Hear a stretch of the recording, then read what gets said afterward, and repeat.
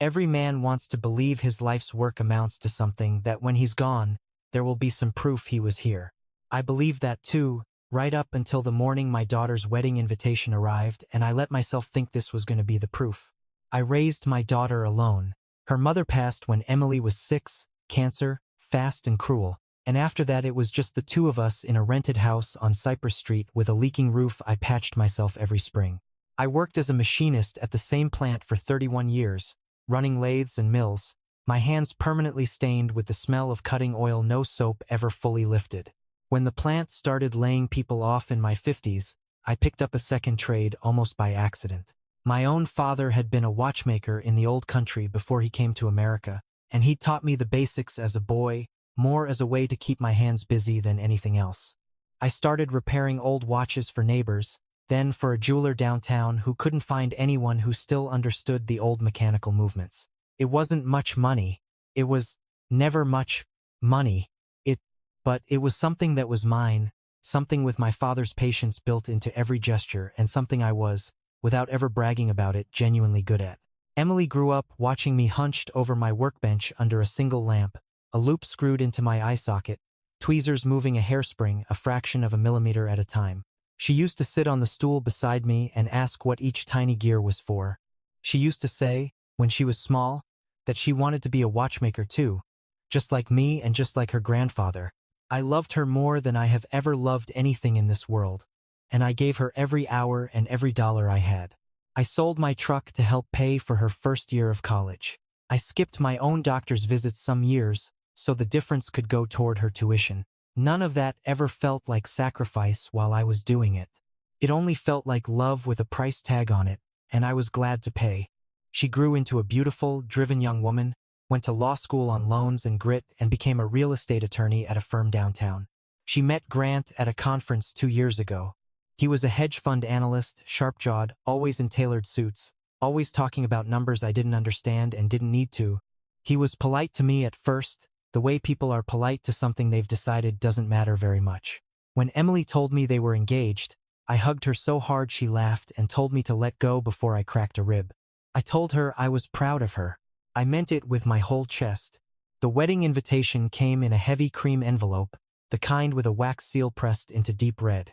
Emily had addressed it to me by hand, her looping cursive spelling out my name, Walter James Pruitt, like I was somebody important. I sat at my kitchen table that evening with the radio playing low, and I ran my thumb over the raised lettering for a long time before I opened it. Inside, it said the ceremony would be held at the Ashworth Manor, an old estate-turned-event venue an hour outside the city, all ivy-covered stone and manicured hedges.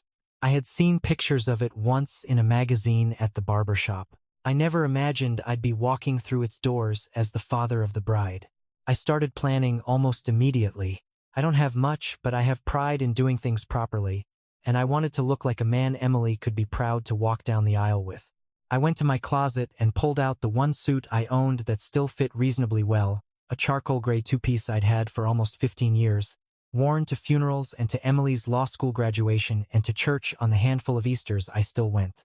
It had a small shine at the elbows from age, and the cuffs had been let out once already, but the fabric was still solid, still held its shape when I pressed it. I decided that was what I would wear.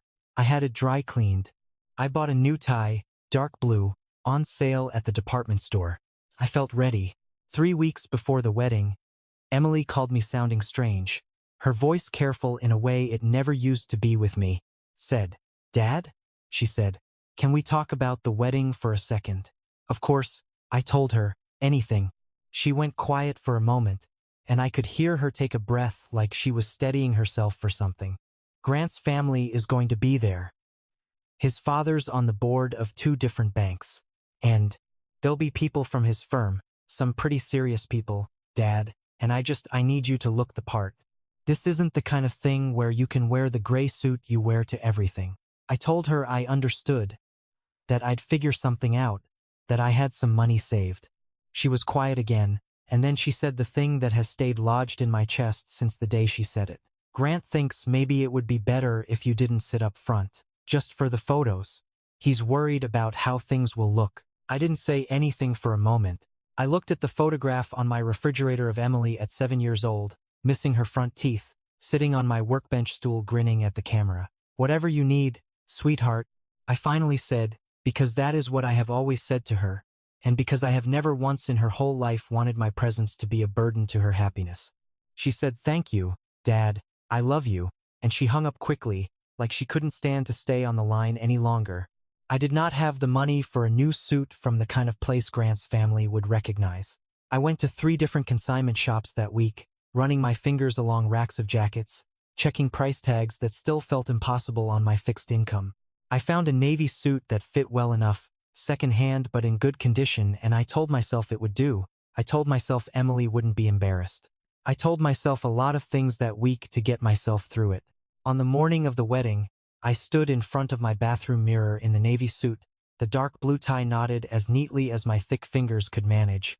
And for a moment I saw not an old machinist with cutting oil stains permanently pressed into the creases of his palms, but a father about to walk his only daughter down an aisle.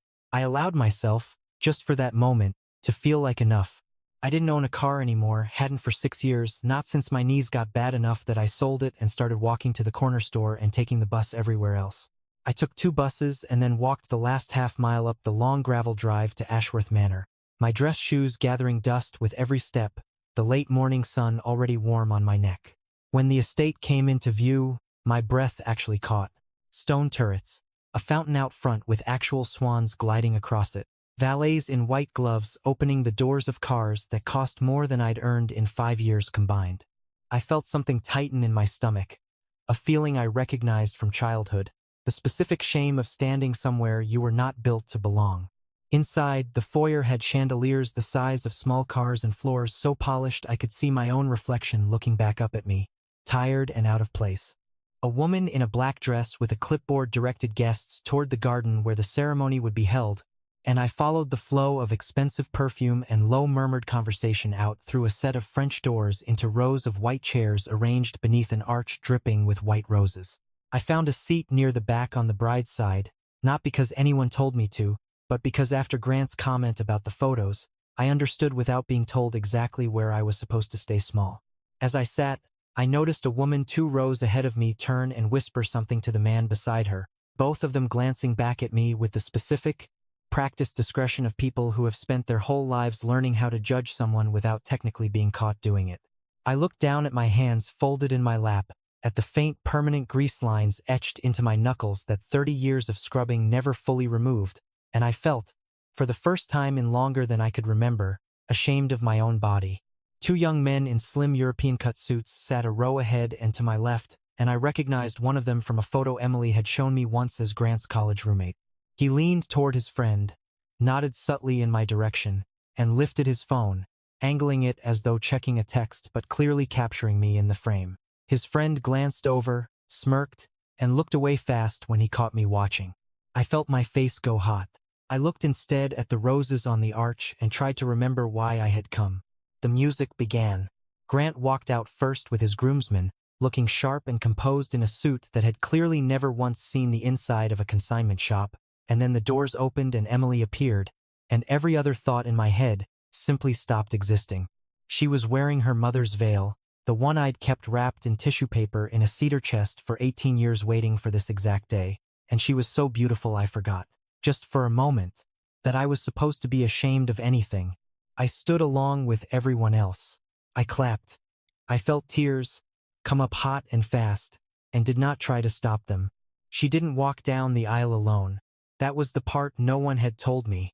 Grant's father, a broad-shouldered, silver-haired man named Harold Weatherby, walked beside her on the other side, some tradition his family apparently insisted on, both fathers escorting the bride. I hadn't known. Nobody had asked me if that was all right. I stood there watching a stranger walk my daughter toward her future, and I said nothing, because saying something would only embarrass her further. And I had promised myself, getting on that bus that morning, that I would not embarrass her. At the reception afterward, held in a ballroom with vaulted ceilings and a live string quartet, I found myself standing near a corner by the bar, a club soda in my hand because I didn't trust myself with anything stronger, watching servers in white gloves carry trays of food I couldn't pronounce the names of. I saw Emily across the room, glowing, laughing at something Grant's mother said, and I felt a swell of pride so large, It nearly knocked the breath out of me. Then Grant found me. He crossed the room with his jaw already tight, and I knew before he said a single word that something was wrong. "Walter," he said, "not Dad." Never once in 2 years had he called me Dad. Always Walter, formal and cold.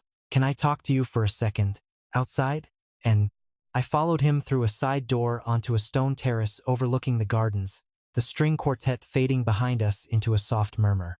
"My father's business partners are here," Grant said, his voice tight and low. "Investors. People I need on my side for a deal that closes next month. I told you this mattered. I told you people would be watching." I told him I understood, that I'd tried, that I knew the suit wasn't what he'd hoped for. "It's not just the suit," he said, and something in his tone shifted, got meaner, more exposed. "It's everything. It's you standing there looking like you fixed the caterer's van. People have been asking Emily who you are. Do you understand how that makes her look? How it makes me look?" Saying, I felt something crack open in my chest, old and familiar. The same wound my own father's silence used to leave in me as a boy when the wealthier families at church looked past him like he was furniture. "I raised that girl by myself, Grant," I said, my voice shaking. "I gave her everything I had." End quote. "And I'm grateful," he said, in the exact tone people use when they are not grateful at all. "But this is her day, and you're making it about you being uncomfortable in a room. I need you to just stay out of the way for the rest of the reception. No toasts, no father-daughter dance. We already told the DJ to skip it. Just stay near the back until it's over. Tom. 5. Can you do that for her?" I looked at my son-in-law, at his $3,000 watch catching the terrace lights, and I thought about the watches I had spent my whole life repairing, careful and patient, coaxing broken things back into motion, and I thought about how none of that meant a single thing to this young man standing in front of me. "Okay," I said, because I did not know what else there was to say, and because 31 years at a machine shop teaches a man how to swallow things whole and keep working. "Okay," I said. I went back inside and found the darkest corner of that glittering room and stood in it. I watched my daughter dance with a man I did not particularly trust, in a room full of people who had decided who I was before I ever opened my mouth. I thought about leaving. I thought about how easy it would be to slip out the side door, walk back down that long gravel drive, and disappear before anyone noticed.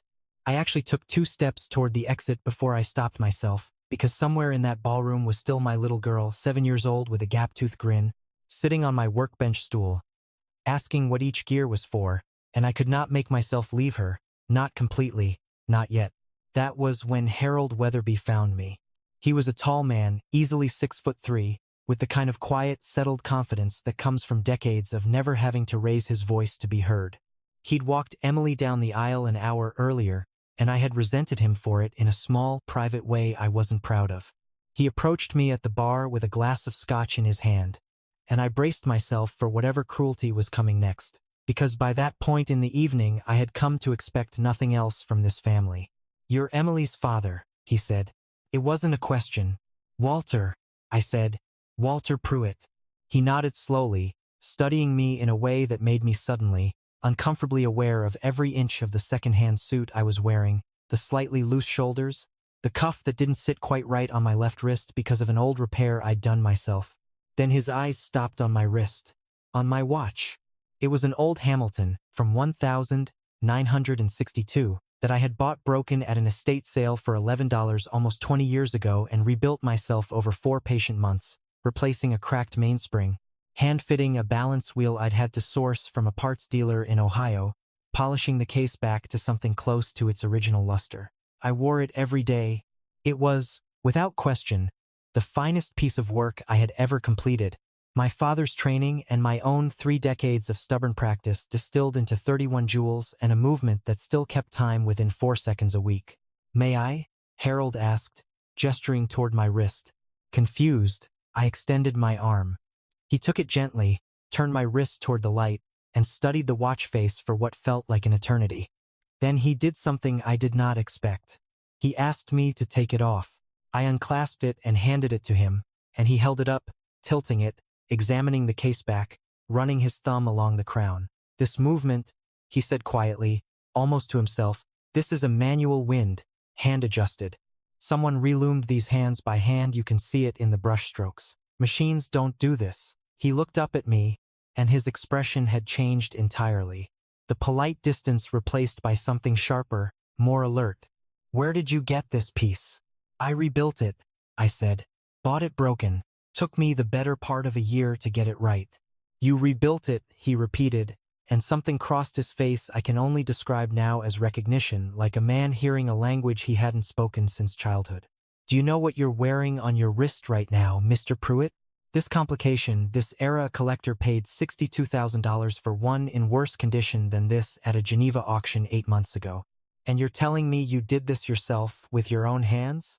I told him about my father, the old watchmaker who'd come over from the old country with nothing but a set of tools wrapped in cloth, who'd taught me on winter evenings at our kitchen table how to see a watch not as a machine but as a small universe of tiny, cooperating parts, each one useless alone and essential together.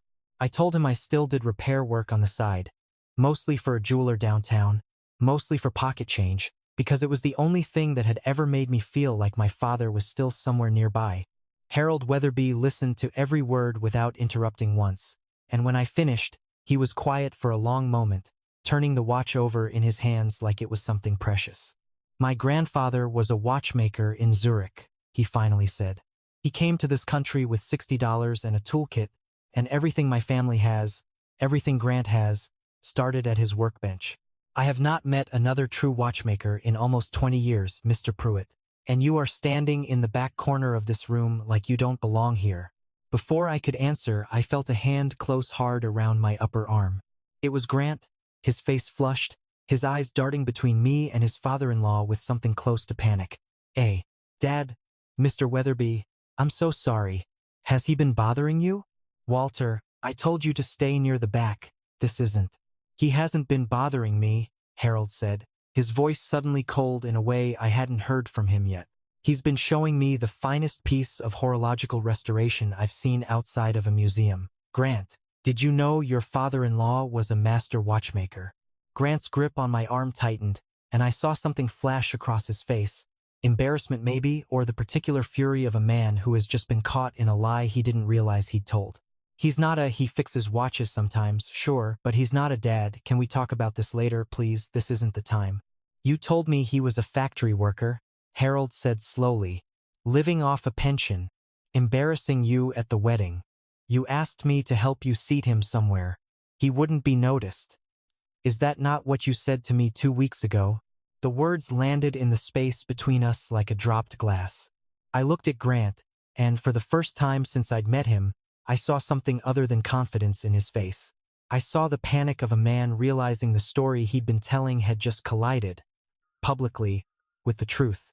I didn't mean it like that, Grant said, but his voice had lost its certainty and heads nearby had already begun to turn. You told my father, Harold said, louder now, loud enough that the conversation around us started to still, that Emily's father was an embarrassment, that he'd worked some line job his whole life and had nothing to show for it. You asked me to keep him out of the photographs. Harold turned, still holding my Hamilton in his open palm, and raised his voice enough that it carried clean across the room. Ladies and gentlemen, I'd like to introduce you to Walter Pruitt. He spent 31 years as a machinist, raised his daughter alone after losing his wife, and in whatever spare hours a man like that manages to find, taught himself to restore vintage timepieces well enough that what he is wearing on his wrist tonight would fetch more at auction than most of the suits in this room cost combined. The room had gone properly silent now, the string quartet faltering into stillness, servers pausing mid-step with trays balanced on their palms. I saw Emily's face across the ballroom, confusion breaking into something else as she began walking toward us, her wedding dress gathered in one hand. Dad, she said, arriving breathless, looking between her new husband and her father-in-law. What's going on? Grant tried to speak first. Emily, it's nothing. Harold's just. He told my father you were an embarrassment, Harold said flatly, looking at Emily now not unkindly, but with the plain honesty of a man who had decided he was done protecting someone who didn't deserve it. He asked me to help keep your father out of sight tonight. I didn't know that until just now, when your father showed me a watch that took my breath away, and Grant tried to convince me it was nothing. Emily's face changed in a way I will remember for the rest of my life. Not confusion anymore. Something harder, colder, settling into her eyes as she turned to look at her husband of exactly 4 hours. "Grant," she said quietly, "is that true?" It's not I was stressed. There were investors here. I just wanted everything to go smoothly. I didn't mean." "You told me you'd sent him a note about seating," she said. "You told me it was about sightlines for the photographer. You told me it had nothing to do with him." Her voice had started shaking. "You made me believe I was protecting him from an awkward angle in a photo, not from you being ashamed of him. Papo." "Emily, please, can we not do this here?" Grant said, glancing around at the crowd of guests now openly watching, his face reddening. "You skipped the father-daughter dance," she said, and I watched something in her simply break, a dam giving way after months, maybe years, of small warnings she had talked herself out of noticing. "I asked the DJ where it went, and you told me it got cut for time. You cut it. You cut my dance with my father because you didn't want him standing next to you in front of your investors." I stood there in my second-hand navy suit, holding nothing, saying nothing, watching my daughter's wedding day come apart at the seams, and felt a strange, quiet grief for her even as some smaller, more honest part of me felt something like relief that she was finally seeing what I had swallowed silently for weeks. Harold placed a hand on my shoulder, gentle but firm, the watch still resting in his open palm.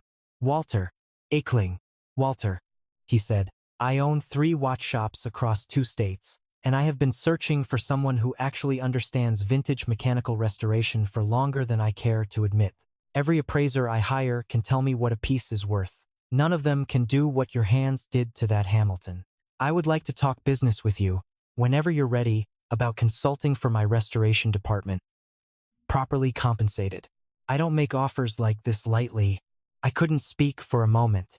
I looked down at my own hands, the same hands that had spent 3 decades covered in machine oil and had spent countless quiet nights coaxing broken mechanisms back to life at my kitchen table, and I felt something unlock in my chest that had been closed shut since Grant first called me Walter instead of Dad. Grant, meanwhile, had turned to his father, pleading now, his composure fully gone. "Dad, tell him the Ashworth-Klein deal doesn't have anything to do with this, tell him." "The Ashworth-Klein deal," Harold said, cutting him off without raising his voice, which somehow made it worse, "was contingent on trust between our families, Grant. I do not build partnerships with men who lie to my face about the people they claim to love. That deal is finished. We'll discuss the rest of this privately." He turned back to me, ignoring his son's protests entirely. "Mr. Pruitt, would you do me the honor of the first dance instead? I understand there was supposed to be a father-daughter dance tonight. I think the room would very much like to see it happen, don't you?" Emily was crying now, but nodding, reaching for my hand before I could even process what was happening, pulling me toward the center of the ballroom floor as the string quartet, after a startled glance from their conductor, began to play again. I danced with my daughter in the middle of that glittering room, in my consignment shop suit and my father's watchmaking legacy strapped to my wrist, while 200 strangers who had spent the whole evening looking past me finally, quietly, watched me instead. Grant did not follow us onto the dance floor. He stood at the edge of the room with his father, who was speaking to him in a low, controlled voice that I could not hear and did not want to. When the song ended, Emily hugged me so tightly I felt her shaking, and she whispered into my shoulder that she was sorry, that she hadn't known, that she should have asked more questions weeks ago when something in her had already started to feel wrong. I told her the truth, which is that none of it was her fault, that a man who lies about loving her father would eventually lie about other things too, and that I would rather she learned that on her wedding night than 5 years and 2 children into a marriage built on a foundation that could crack the moment things got difficult. The marriage did not survive the year. I heard from Emily, not from Grant, 6 months later, that the business relationship between the 2 families had already dissolved entirely, that Harold had quietly moved his investments elsewhere, and that Grant's standing at his own firm had taken a serious hit once word got around about the deal that fell apart at his own wedding. I did not feel triumphant hearing it. I felt, mostly, a tired kind of sadness, the same sadness a man feels watching something break that he warned nobody was strong enough to build. Emily moved back into her old bedroom for a few months while she got her footing again, and some evenings she'd come sit on the stool beside my workbench, the same stool from when she was 7 years old, and watch me work under the lamp, tweezers moving a hairspring by fractions of a millimeter, the smell of solvent and metal in the air between us. She started asking questions again about the gears, the way she used to as a little girl, except now she was asking because she genuinely wanted to understand, not just to be near me. Harold Weatherby called 2 weeks after the wedding, exactly as he'd promised he would, and asked if I was ready to talk business. I told him I was. I now split my time between my old jeweler downtown and Harold's restoration workshop across town, training 2 younger technicians in techniques my own father taught me at a kitchen table 60 years ago, techniques I'd almost let myself believe didn't matter to anyone anymore.